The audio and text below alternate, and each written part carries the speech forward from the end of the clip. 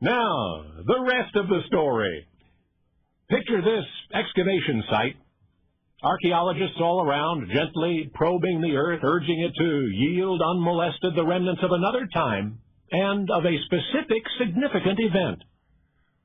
The artifacts that emerged from that site were modern by most archaeological standards. A section of hydraulic pipe, a throttle mechanism, most of a 12-cylinder internal combustion engine, and the fragments of an aircraft fuselage. That's right, the components of a single airplane. And not just any, but a World War II vintage Hurricane, a British Royal Air Force fighter plane whose final mission made history and whose final resting place was not quite final. What made her famous happened September 15, 1940.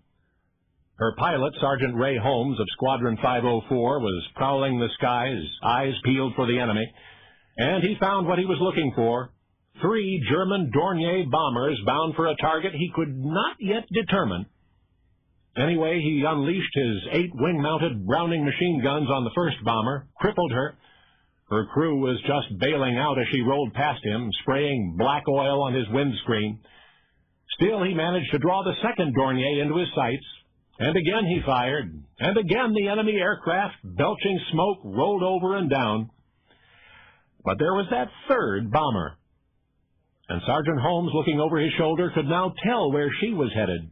He knew her target, and he was not about to let her reach it. So he pulled out front in a head-on attack, gripped the control column, poised at the firing button. A short burst through the cockpit window should do it. But, engaging his guns, he heard only a hissing sound from the breech blocks, and he knew in an instant he was out of ammunition. There was only a fraction of a second to decide what to do next. A fraction longer, Ray Holmes might not have done what he did, and what he did was to ram that German bomber.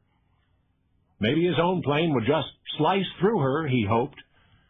And he did manage to knock the tail assembly off his intended victim, sending her crew overboard in parachutes. So the Dornier spun in, never reached her target. But Holmes's Hurricane paid with her own life. Holmes himself bailed out, lived happily to the age of 90, but his valiant fighter plane, she spun out of control, crashed, hit the ground at 400 miles an hour, and stayed there, buried deep beneath the city street.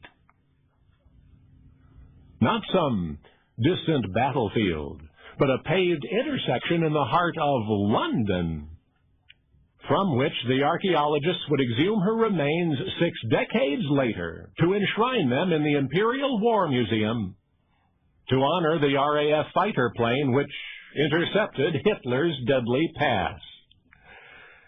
You see, before Ray Holmes caught her and killed her, that German bomber's mission was to destroy Buckingham Palace. And it has always been said that what history books call the Battle of Britain ended most gloriously September 15, 1940. But you know what they mean, because now you know the rest.